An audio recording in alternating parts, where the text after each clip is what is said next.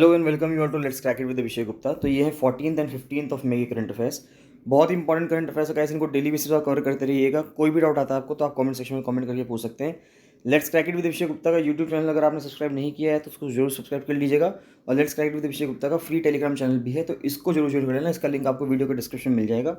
Guys बताना चाहूँगा, lower PCS mains के लिए और एफआरओ मेंस के लिए फुल प्रिपरेशन बैच चल रहा है। तो जो भी विलिंग कैंडिडेट्स हैं जो लोअर पीसीएस मेंस की प्रिपरेशन करना चाहते हैं, एफआरओ मेंस की प्रिपरेशन करना चाहते हैं या उसकी टेस्ट सीरीज ज्वाइन करना चाहते हैं जिससे कि अपनी परफॉर्मेंस को टेस्ट कर पाएँ, तो वो मुझे 7665804421 पर कॉल या मैसेज कर सकते हैं। साथ साथ वो स्टूडेंट्स जो चाहते हैं कि ये करंट अफेयर्स की पीडीएफ्स उनको मिलती रहें, तो वो भी मुझे 7665804421 पर कॉल या मैसेज कर सकते हैं। चलिए गाइस स्टार्ट करते हैं 14th and 15th of May के करंट अफेयर्स।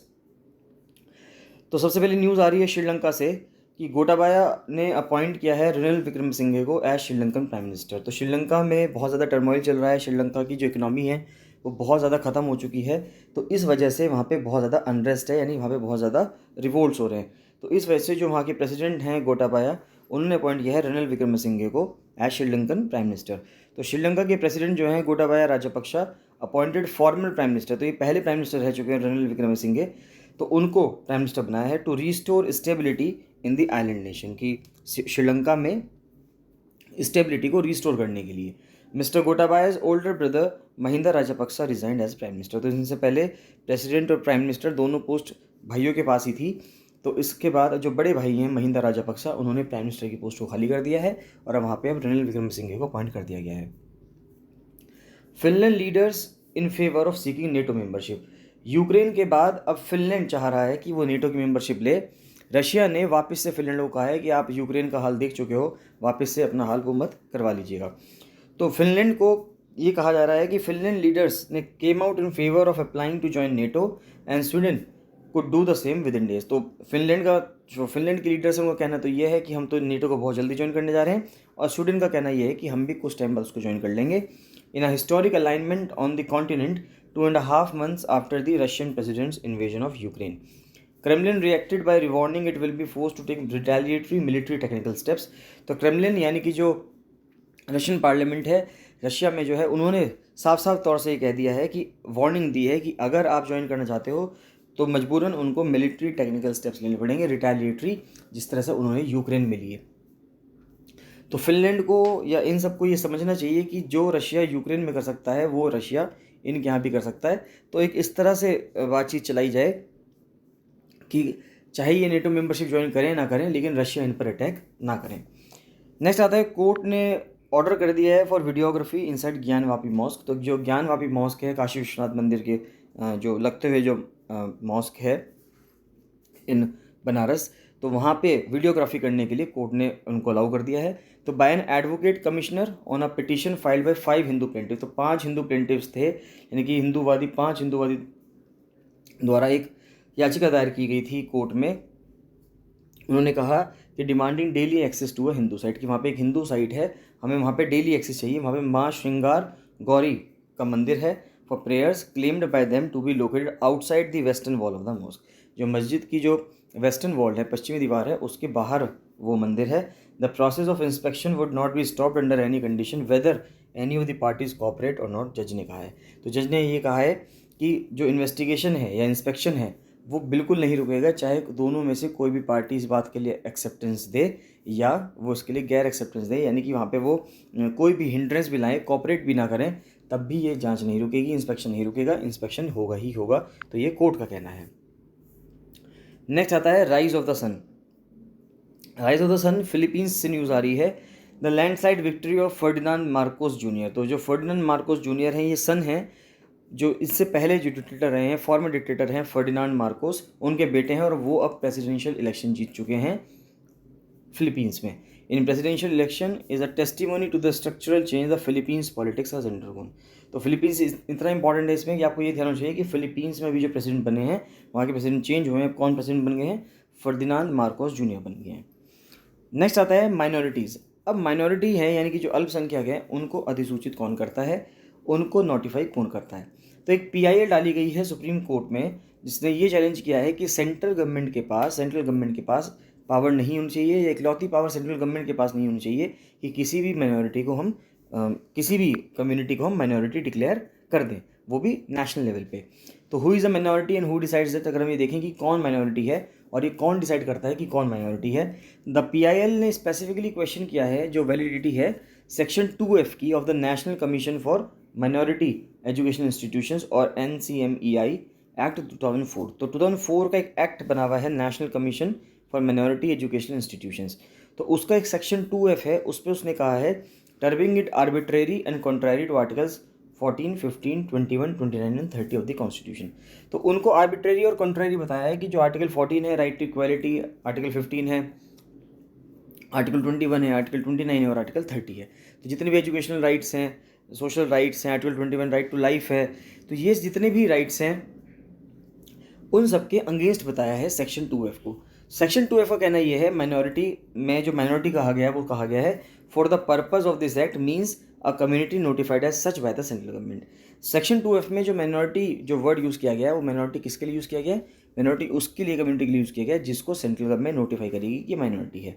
सेक्शन 2C जो है इस एक्ट का also gives the centre civil powers. तो 2C एक्ट जो है वो यानी कि जो सेक्शन 2 क्लॉज C है वो भी यही पावर देता है NCM एक्ट के द्वारा सेंटर को कि भाई आप किसी भी कम्युनिटी को माइनॉरिटी कम्युनिटी डिक्लेयर कर सकते हैं। 2005 में जो UPA गवर्नमेंट थी एट द सेंटर, उन्होंने 5 कम्युनिटीज़ को नोटिफाई किया, जैसे कि मुस्लिम्स, क्रिश्चियंस, सिख्स, बुद्धिस्ट और पारसीस को नेशनल लेवल पे। और 2014 में जब मनमोहन सिंह गवर्नमेंट थी, UPA 2 गवर्नमेंट थी, तो उस टाइम पर उन्होंने जैनिज़्म को माइनॉरिटी कम्युनिटी दिया सिक्स्थ माइनॉरिटी कम्युनिटी के रूप में। तो सेक्शन 2F जो है एक्ट का says minority for the purpose of this act means a community notified by such by the central government. तो हम पढ़ चुके हैं सेंट्रल गवर्नमेंट के द्वारा। PIL ने क्या आर्ग्यू किया है, PIL का कहना यह है कि the petitioner argues that the centres decision was arbitrary since the Supreme court had held in the TMA pi foundation versus state of Karnataka case of 2002। अब TMA pi foundation versus state of Karnataka case जब हुआ 2002 का, तो उसमें petitioner ने ये argue किया कि सुप्रीम कोर्ट ऑलरेडी इस पर डिसीजन सुना चुका है कि for the purpose of determining minority unit will be state and not whole India. तो सुप्रीम कोर्ट ने TMA foundation versus state of Karnataka case 2002 में ये कहा था कि जब भी माइनॉरिटी की बात आती है, रिलीजियन माइनॉरिटी की बात आती है, रिलीजियस माइनॉरिटी की, तब जो डिटरमाइनिंग अथॉरिटी है, या हम कहें कि कब हम किस बेसिस पर माइनॉरिटी को डिटरमाइन करेंगे, तो वो एक राज्य होना चाहिए, राज्य के स्तर पर होना चाहिए, ना कि एक सेंट्रल लेवल पे। वो बार बार इसलिए इस चीज़ को कह रहे हैं कि ज़रूरी नहीं है कि एक कम्युनिटी जो एक जगह पे माइनॉरिटी हो या पूरे देश में अगर माइनॉरिटी है तो वो ज़रूरी नहीं है कि हर राज्य में भी माइनॉरिटी में होगी, हो सकता है वो किसी राज्य में मेजॉरिटी में भी हो। The PIL argues that the center's notification has created an anomalous situation in which the communities declared as minorities in the state enjoy the status even in states UTs where they are in majority। तो PIL का कहना यह है कि जो ये section 2F है इस एक्ट का, इसके तहत कहा क्या हुआ है कि अगर इन केस किसी कम्युनिटी को सेंटर ने डिक्लेयर कर दिया है कि ये माइनॉरिटी है, तो वो किसी स्टेट में माइनॉरिटी ना होते हुए भी वहाँ पे माइनॉरिटी स्टेटस एंजॉय कर रही है। जैसे मुस्लिम्स हैं जम्मू कश्मीर में और क्रिश्चियंस हैं नागालैंड में। तो फॉर इंस्टेंस अगर आपको बताना चाहें कि जम्मू कश्मीर में मुस्लिम्स हो गए और क्रिश्चियंस हो गए नागालैंड में, यहाँ पे ये दोनों मेजॉरिटी में हैं, लेकिन उसके बाद भी क्योंकि एक रिलीजन सेंटर वाइज माइनॉरिटी में है, फिर भी ये माइनॉरिटी स्टेटस वहाँ पे एंजॉय करते हैं। लेकिन जो फॉलोअर्स हैं हिंदुज़म के, जुडाइज़म के, बहाइज़म के, उनको इस एक्ट के तहत नहीं रखा गया, तो उनको ये फ़ायदा नहीं मिल पाता, माइनॉरिटी स्टेटस उनको नहीं मिल पाता जम्मू कश्मीर में या नागालैंड में। 6 communities are currently notified as minority communities. तो वो 6 कम्युनिटीज़ कौन कौन सी हैं? मुस्लिम्स हैं, क्रिश्चियंस हैं, सिख्स हैं, बुद्धिस्ट, पारसीज और जैन्स। तो ये 6 रिलीजियस कम्युनिटीज़ हैं जिनको माइनॉरिटी स्टेटस मिला है। 5 को पहले 2005 में मिल गया था और 6 को यानी कि जैन्स को 2014 में मिला है। नेक्स्ट आता है मैरिटल रेप। देखिए हाल ही में मैरिटल रेप बहुत ज़्यादा इशू जो है चर्चा में चल रहा है। Marital rape Delhi high court का वर्डिक्ट आया है जिसमें एक स्प्लिट वर्डिक्ट है। उसमें ये कहा गया है कि एक जज ने कहा है कि मैरिटल रेप गलत है और एक ने कहा है कि मैरिटल रेप होता नहीं है, या इसके लिए क्योंकि इसके लिए एक आपको रूल्स बनाने पड़ेंगे, तो उन्होंने कहा है कि ये जुडिशरी से अच्छा पार्लियामेंट के ऊपर छोड़ा जाए कि पार्लियामेंट इसके ऊपर एक बिल लेके आए, कानून बनाए। तो in 34 countries where marital rape is still not criminalise. तो 34 कंट्रीज़ हैं जहाँ पे मैरिटल रेप अभी भी क्रिमिनलाइज नहीं है, इंडिया उसमें से एक है। As the Delhi high court's split verdict on the issue failed to strike down the alleged discrimination clause under section 375 of the IPC। तो सेक्शन 375 ऑफ द IPC जो रेप के लिए जिम्मेदार है, यानी कि रेप के लिए जिसमें सब प्रोविजंस हैं, तो उनका कहना ये है कि उसके अंदर ये एक्सेप्शन है कि जो मैरिटल होते हैं यानी कि जो शादी के बाद अगर जो फिजिकल इंटरकोर्स होता है तो वहाँ पे रेप की संभावना नहीं है, ये आईपीसी के अकॉर्डिंग है। तो according to the national family health survey 5, 32% ever married Indian women have experienced spousal, physical, sexual और इमोशनल वायलेंस। तो NFHS 5 जो चल रहा है इस टाइम पर, उनका कहना ये है कि 32% महिलाएं जिनकी कभी ना कभी शादी हुई है भारत में, तो उन्होंने स्पाउसल, फिजिकल, सेक्सुअल वायलेंस यानी कि फिजिकल यानी जो उनका स्पाउस है यानी कि जो मेल पार्टनर है, या तो फिजिकल वायलेंस किया है, सेक्सुअल वायलेंस किया है या इमोशनल वायलेंस किया है। यूनाइटेड नेशंस विमेन की भी रिपोर्ट है, उसने भी यही कहा है कि most countries where marital rape was not criminalised were developing nations, कि जहाँ पे भी मैरिटल रेप अभी क्रिमिनलाइज नहीं किया गया है, दंडात्मक नहीं बनाया गया है, वो ज़्यादातर डेवलपिंग नेशंस हैं, जिसमें से कि एक भारत भी है। भारत भी एक डेवलपिंग नेशन ही है। नेक्स्ट आता है डिजिटल हेल्थ सॉल्यूशंस। तो 13 डिजिटल हेल्थ सॉल्यूशंस को ऐड किया गया है आयुष्मान भारत डिजिटल मिशन के तहत पिछले 3 महीनों में, ये नेशनल हेल्थ अथॉरिटी का कहना है। आयुष्मान भारत डिजिटल मिशन जो कि नेशनल हेल्थ अथॉरिटी करवा रहा है, इसको पूरे भारत में चला रहा है। तो डिजिटल हेल्थ सॉल्यूशंस का मतलब है कौन कौन सी अलग अलग नई नई चीज़ें हैं, नई नई बीमारियां हैं जिसके लिए आपको इलाज मिल सकता है। तो 13 नई चीज़ों को जोड़ा गया है। This takes the tally of Ayushman Bharat digital mission integrated service application to 40 since the national launch was announced on 27 सितंबर 2021। तो 27 सितंबर 2021 को इसको लॉन्च किया गया था आयुष्मान भारत डिजिटल मिशन को। ABDM जो स्कीम है aims to develop the backbone necessary to support the integrated digital health infrastructure.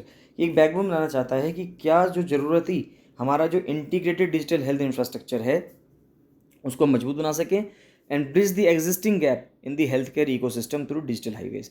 और जो अभी गैप है उस गैप को हम भर सकें हेल्थ केयर इकोसिस्टम में थ्रू डिजिटल हाईवेज, यानी कि डिजिटल तरीके से हम जो लोगों को इलाज नहीं मिल पाता है उस इलाज की हम भरपाई कर सकें या वो इलाज हम लोगों को करवा सकें। इंडो इसराइली कोऑपरेशन की अगर बात करें तो 75th इंडिपेंडेंस एनिवर्सरी है इंडिया की। तो ये कहा जा रहा है कि 75 इंडियन विलेजेस को शेप किया जाएगा इजरायली कोऑपरेशन से, यानी इजराइल की तर्ज पे 75 गाँव को, भारतीय गाँव को डेवलप किया जाएगा। नेक्स्ट आता है इंडिया हाइपरटेंशन कंट्रोल इनिशिएटिव। तो एक इंडिया हाइपरटेंशन कंट्रोल इनिशिएटिव चल रहा है, ISCI एक इनिशिएटिव चल रहा है। तो सबसे पहले समझते हैं कि हाइपरटेंशन यानी कि जो ब्लड प्रेशर की बीमारी है जो आजकल के टाइम पे बहुत ज़्यादा प्रेवलेंट है लोगों के बीच में, वो क्या है। The hypertension was defined as having systolic blood pressure. देखिए अब इसमें 2 तरह के प्रेशर आते हैं, जैसे हम नॉर्मली प्रेशर बोलते हैं 120 और 80। हम कहते हैं कि 120 से ऊपर नहीं जाना चाहिए और 80 से नीचे नहीं होना चाहिए। तो नीचे वाला 80 होना चाहिए और ऊपर वाला 120 होना चाहिए। तो इस तरह से हम बोलते हैं। ये अगर हम टेक्निकल लैंग्वेज में बोले साइंस की तो उसको हम सिस्टोलिक प्रेशर और डिस्टोलिक प्रेशर बोलते हैं, डायस्टोलिक प्रेशर बोलते हैं। तो हाइपरटेंशन अपने आप में एक सिस्टोलिक ब्लड प्रेशर लेवल है जो ग्रेटर देन और इक्वल टू 140। अगर हाइपरटेंशन अब हम कब कहेंगे, नॉर्मली तो 120 और 80 होता है, लेकिन अगर इनकेस आपका ब्लड प्रेशर का लेवल ऊपर वाला सिस्टोलिक वाला 140 से ऊपर जा रहा है, 140 या 140 से ऊपर जा रहा है, तो हम आपको हाइपरटेंशन कहेंगे। और इक्वल टू 90 और diastolic blood pressure greater than और इक्वल टू 90। और जो नीचे वाला होता है यानी कि डायस्टोलिक ब्लड प्रेशर है वो या तो 90 हो जाए या 90 से बढ़ जाए, तो हम कहेंगे हाइपरटेंशन की बीमारी है। And taking anti hypertensive medication, और अगर आप गोलियां ले रहे हैं टू कंट्रोल हिज और हर ब्लड प्रेशर, तो ब्लड प्रेशर कंट्रोल करने के लिए अगर आप गोलियां ले रहे हैं तो ये माना जाएगा कि आप हाइपरटेंशन के बीमार हैं या आपको हाइपरटेंशन की बीमारी है। The India hypertension control initiative has found that nearly 1/4 यानी कि 23% patients under the programme had uncontrolled blood pressure, यानी करीब करीब 25% लोग ऐसे हैं कि जिनको हाइपरटेंशन की बीमारी है। इसका मतलब ये हुआ कि हर 4 में से एक व्यक्ति ऐसा है जिसको BP की दिक्कत है। Kerala ranks highest with 32% main and 30.9% women with diagnosed with hypertension. तो केरला में सबसे ज़्यादा पुरुष और महिलाएं हैं जिनको हाइपरटेंशन की बीमारी है यानी कि BP की दिक्कत है, ब्लड प्रेशर की। तो 32.8% मेन को दिक्कत है और 30.9% वीमेन को दिक्कत है। फिर नेक्स्ट कहा जा रहा है कि व्हाट इज़ द ISCI यानी कि जो इंडियन हाइपरटेंशन कंट्रोल इनिशिएटिव है ये क्या है। तो रिकॉग्नाइजिंग दैट हाइपरटेंशन एक सीरियस और ग्रोइंग हेल्थ इशू है भारत में, तो हेल्थ मिनिस्ट्री ने, Indian council of medical research यानी कि ICMR ने, राज्य की सरकारों ने और WHO ने मिलकर एक 5 ईयर इनिशिएटिव लॉन्च किया गया था। इंडिया ने कमिट कर रखा है टू 25/25 गोल। तो ये इंपॉर्टेंट चीज़ है, सवाल पूछा जा सकता है इससे कि 25/25 गोल इन्होंने कहा है which aims to reduce premature mortality to non communicable diseases. तो नॉन कम्युनिकेबल डिसीज़ यानी कि ऐसी बीमारियां जो एक दूसरे से नहीं फैलती। अब जैसे हाइपरटेंशन की बीमारी है या शुगर यानी कि आपको अगर डायबिटीज़ की दिक्कत है तो ये अपने आप में लाइफस्टाइल डिजीज़ हैं, यानी ये एक पर्सन से दूसरे पर्सन में नहीं फैलेगी। ये हर पर्सन का अपनी बॉडी के हिसाब से मेटाबॉलिज्म है, जिसकी तरह से बॉडी होगी उस हिसाब से बीमारी ये बन सकती है। तो इंडिया ने 25/25 का गोल को इनिशिएटिव कर रखा है, जिसके तहत उसको नॉन कम्युनिकेबल डिसीज से जो मोर्टेलिटी है, यानी जो मृत्यु दर है, उसको 25% से कम करना है 2025 तक। तो इसलिए 25/25 उसको इनिशिएटिव का नाम दिया गया है। One of the 9 voluntary targets includes reducing the prevalence of high blood pressure by 25% by 2025। Programme को लॉन्च किया गया था 2017 में। पहले साल में ISCI ने 26 डिस्ट्रिक्ट कवर करे और उसके बाद उसने 52 डिस्ट्रिक्ट कवर करे। 52 डिस्ट्रिक्ट कहाँ कवर किए हैं? फिर 2020 में आंध्र प्रदेश, छत्तीसगढ़, कर्नाटका, केरला, MP, महाराष्ट्र, तमिलनाडु, पंजाब, तेलंगाना और वेस्ट बंगाल। तो अब कितने लोग एनरोल्ड हैं प्रोग्राम में अगर हम देखें तो 2021 में, दिसंबर 2021 में 101 डिस्ट्रिक्ट हैं 19 राज्यों में जहाँ पे प्रोग्राम चल रहा है। Project districts enrolled almost 21 lakh patients across 13,821 health facilities. In the 26 initial districts, 1/5 of the expected patients were enrolled. State wise proportions देखें तो महाराष्ट्र में ज़्यादा है, 27% है, फिर केरला, फिर MP, तेलंगाना, पंजाब। और managing blood pressure for 2.5 crore individuals can prevent up to 5 lakh deaths. तो ये कहा जा रहा है कि अगर 2.5 करोड़ इंडिविजुअल्स का ब्लड प्रेशर को मैनेज कर दिया जाए तो 5 लाख डेथ्स को हम बचा सकते हैं due to cardiovascular disease in the next 10 years. तो अगले 10 सालों में 5 लाख मौतें हम बचा सकते हैं अगर 2.5 करोड़ लोगों को ब्लड प्रेशर के लिए सही से उनका ट्रीटमेंट किया जाए। तो अगर हम देखें तो ब्लड प्रेशर की प्रॉब्लम यानी कि हाइपरटेंशन की प्रॉब्लम कितनी ज़्यादा प्रेवलेंट है, तो जो सदर्न स्टेट्स हैं यानी कि दक्षिणी राज्य हैं भारत के, वहाँ पे प्रेवलेंस ज़्यादा है हाइपरटेंशन की then the national average according to latest edition of NFHS। तो 21% वेमेन और 24% मेन के अंदर दिक्कत है जो 15 साल से ऊपर हैं, जिनको हाइपरटेंशन की दिक्कत है, जहाँ पे केरला में सबसे ज़्यादा लोगों को दिक्कत है। केरला के बाद आता है तेलंगाना का नंबर, तो Kerala is followed by Telangana. और उसके बाद 1/4 वुमेन और मैन जिन 40 to 49 ईयर्स के एज में जो हैं उनको हाइपरटेंशन की दिक्कत है। और जो अगर हम रिलीजन वाइज देखें तो सिक्स के अंदर सबसे ज़्यादा प्रेवलेंस है हाइपरटेंशन की, जिसमें 37% मैन है और 31% वीमेन है। फिर जैन्स हैं 30% मैन, 25% वीमेन। और फिर क्रिश्चियंस हैं 29% मैन और 26% वीमेन, देन द रेस्ट। उसके बाद फिर और जो रिलीजन है उसके बाद आएंगे। तो सबसे ऊपर जो दिक्कत है हाइपरटेंशन की वो सिक्स में है, उसके बाद सिखों की बात आती है, फिर जैन्स में, और जैन्स के बाद आती है क्रिश्चियन में। तो ये क्रोनोलॉजी है, ये आपको ध्यान रखना है। नेक्स्ट आता है Rajiv Kumar to take over as CEC on May 15। तो 15 मई को राजीव कुमार ने चीफ इलेक्शन कमिश्नर का पद संभाल लिया है। तो इलेक्शन कमिश्नर राजीव कुमार वो take charge as the chief election commissioner on 15 में after the incumbent Sushil Chandra retires. तो इनसे पहले जो रिटायरमेंट हुआ है वो सुशील चंद्रा का हुआ है, तो पहले वो थे चीफ इलेक्शन कमिश्नर। अब चीफ इलेक्शन कमिश्नर जो भारत के बन चुके हैं वो बन चुके हैं राजीव कुमार। नेक्स्ट आता है Ujjwala LPG scheme, 90 lakh beneficiaries don't take refills. तो उज्ज्वला LPG स्कीम चलाई गई थी भारत सरकार द्वारा, prime minister Narendra Modi government के द्वारा, जिसमें ये कहा गया था कि जो गरीब परिवार हैं, BPL हाउस होल्ड फैमिलीज़ हैं, उनको फ्री सिलेंडर दिया जाएगा, जिससे कि वे लोग जो चूल्हा चलाते हैं उससे बच सकें। और उसके वजह से जो उनकी हेल्थ में दिक्कत आती है, उनकी आंखें ख़राब हो जाती हैं, उनको सांस लेने में दिक्कत होती है, उससे बच के वो क्लीन कुकिंग फ्यूल जो है उसको यूज़ कर सकें। लेकिन अभी जो RTI वगैरह डाली गई है उससे ये समझ में आया है कि 90 लाख बेनिफिशरीज जो थे उसके, उन्होंने सिलेंडर भरवाया नहीं है, वापस से रिफ़िल नहीं करवाया है। तो over 1 crore customers got refills only once. तो 1 करोड़ कस्टमर्स को सिर्फ एक ही बार रिफिल मिला है।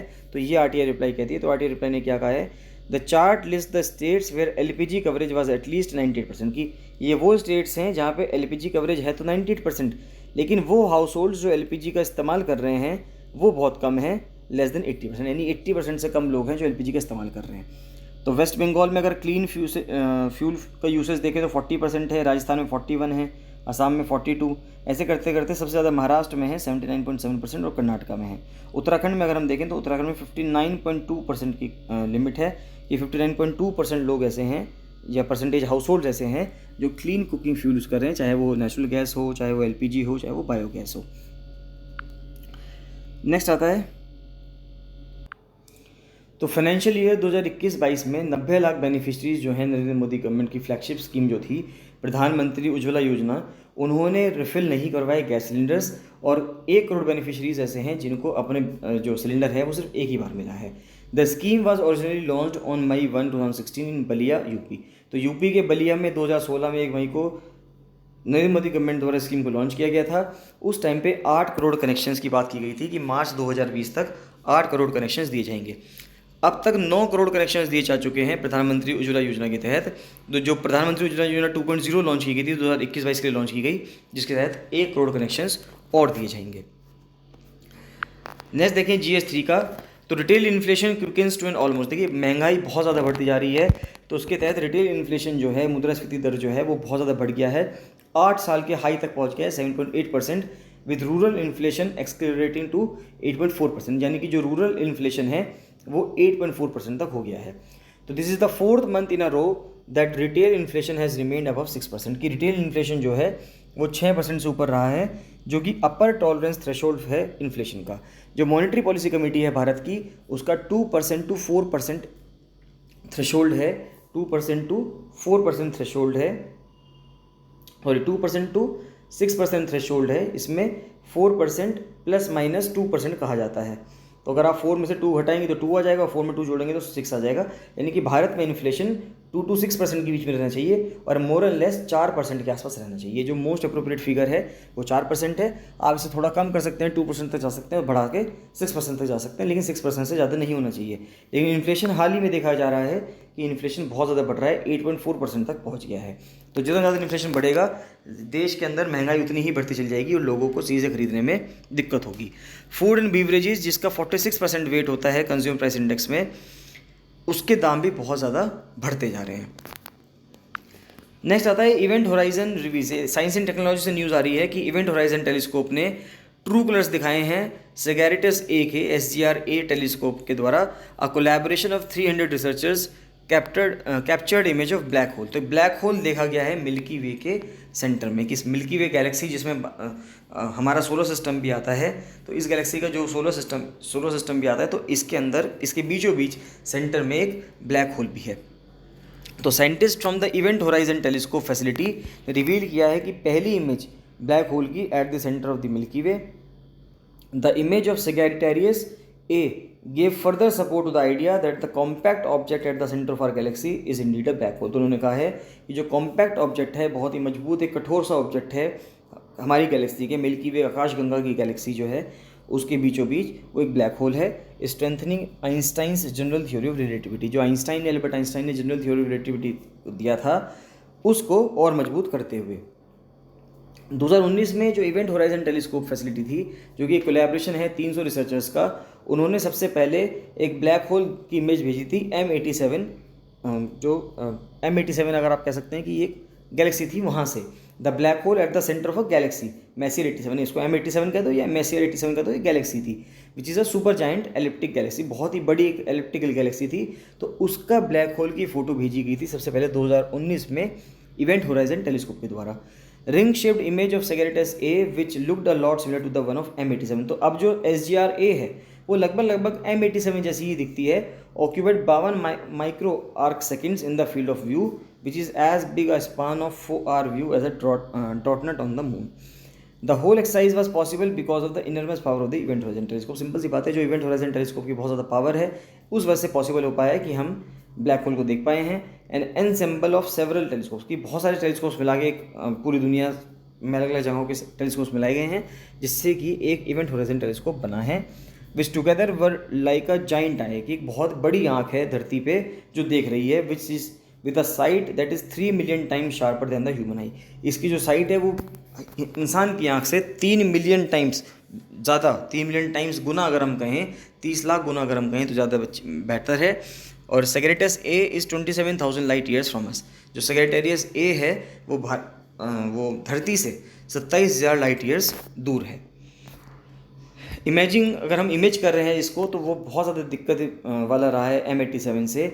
ये इस वजह से रहा है क्योंकि सेगेरिटस A जो है वो only 1000th the size of M87, यानी M87 बहुत बड़ा था। मेसियर 87 की जो गैलेक्सी थी बहुत ज़्यादा बड़ी थी, सेगेरिटस A गैलेक्सी जो है उसकी बहुत छोटी है, 1000 है। दूसरा रीज़न ये था कि लाइन ऑफ साइट जो है बाय लॉट ऑफ मैटर, यानी कि उसको ऑब्सक्योर कर दिया लाइन ऑफ साइट में, यानी कि जिस तरह से हम लाइन ऑफ साइट जो देखेंगे, सीधी लाइन जो जाएगी जिससे कि हम उसको देख पाएंगे, उसके बीच में कई सारे ऑब्जेक्ट हैं, तो इस वजह से उसको बहुत ही दिक्कतों से देखा जा रहा है। The last gives a variability, अगर हम देखें, the gas swirling around it takes only minutes to complete an orbit around Sagittarius A as opposed to taking weeks to go around M87। तो जो गैस है वो सेगेरिटस A के तरफ जो है बहुत तेज़ी से कवर कर लेती है, 1 ही मिनट के अंदर, मिनट्स में कुछ ही, लेकिन M87 में उसको कवर करने में गैसेस को बहुत ज़्यादा टाइम लगता था, कुछ हफ्ते लग जाते थे। इसके बाद कुछ क्वेश्चंस आते हैं, इन क्वेश्चंस को देखते हैं, बहुत इंपॉर्टेंट क्वेश्चन है। तो पहला क्वेश्चन आता है कि भारत में राजद्रोह कानून की अगर हम बात करें तो फर्स्ट रिकॉर्डेड ट्रायल जो है 124A सेक्शन के तहत सेडिशन लॉ जो है भारत में, वो एक न्यूज़पेपर के अगेंस्ट हुआ था, न्यूज़पेपर के एडिटर के अगेंस्ट हुआ था, who had oppose the British government's decision to change the age of consent from 10 to 12। तो जो एज ऑफ कंसेंट है शादी के लिए वो 10 से 12 साल तक को ना करने के लिए एक न्यूज़पेपर ने, जब न्यूज़पेपर के एडिटर थे उन्होंने प्रोटेस्ट किया। तो वो कौन थे, एडिटर का नाम क्या था और न्यूज़पेपर का नाम क्या था? तो वो थे जोगिंद्र चंद्र बोस, और जो न्यूज़पेपर था वो था बंगोबासी, वो उसके एडिटर थे। नेक्स्ट आता है कि it is my duty to जज यू एज अ मैन। तो एक जज ने कहा है कि ये मेरी ड्यूटी थी कि मैं आपको जज करूँ as a man subject to the law, जो कानून के तहत है। Who was by his own admission broken the law and committed what to an ordinary man must appear to grave offences against the state. तो ये words थे justice R.S. Broomfield के। उससे पहले जब वो किसी पर्सन को ट्रायल के लिए भेज रहे थे सिडिशन के लिए, एग्जैक्टली 100 साल पहले, तो 100 साल पहले सिडिशन के लिए वो एक पर्सन को जेल में भेज रहे थे ये वर्ड कह के, ब्राउनफील्ड, ये जो ब्रूमफील्ड है, तो ये किस पर्सन के लिए कह रहे थे? तो ये महात्मा गांधी के लिए कह रहे थे।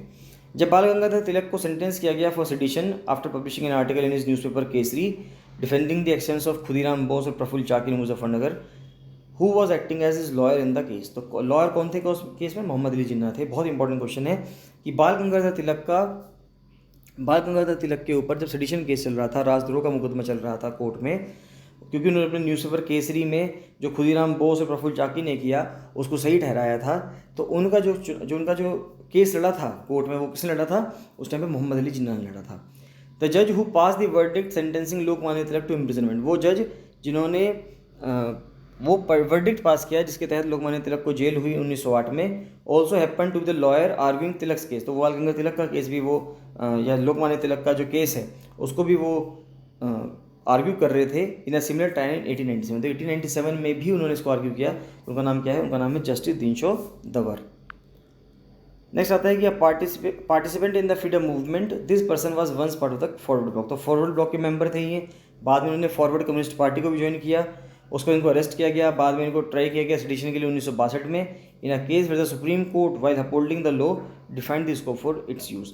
तो 1962 में एक केस हुआ सुप्रीम कोर्ट में, और उसके तहत सुप्रीम कोर्ट ने इस कानून का, यानी जो सेडिशन लॉ है सेक्शन 124 है, इसका स्कोप भी बताया। तो वो जो पर्सन थे जिनके नाम पे केस हुआ, बहुत इंपॉर्टेंट जजमेंट भी आया था, केदारनाथ सिंह केस कहते हैं या केदारनाथ जजमेंट कहा जाता है, तो बहुत इंपॉर्टेंट केस था इस। तो दैट्स ऑल। तो ये थे 14th और 15th ऑफ करंट अफेयर्स। तो बहुत इंपॉर्टेंट करंट अफेयर्स है, इनको कवर करते रहिएगा।